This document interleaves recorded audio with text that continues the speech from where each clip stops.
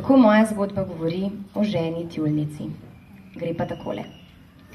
Nekega večera se je mladenič, domačin, sprehajal po svoji stalni poti in ker je bil navajen miru, kar naenkrat pa je slišal glasove, rajanje in petje, se je odločil, da stopi pogledati, kaj se dogaja na obali. Tako se je skril za skalovje in opazoval skupino golih deklet in moških, ki so plesali ob kresu. Ko se je približal temu dogajanju, je na tleh našel kože tjulnjev.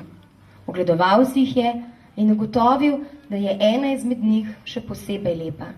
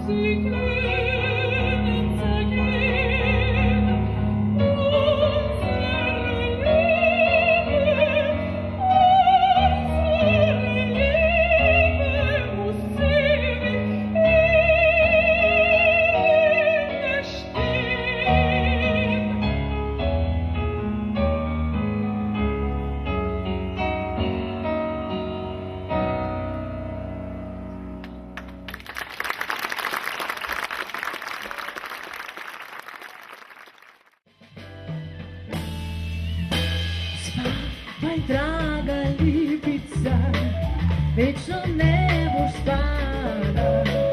Nova pomlad zelena, nov bo cvet pognala.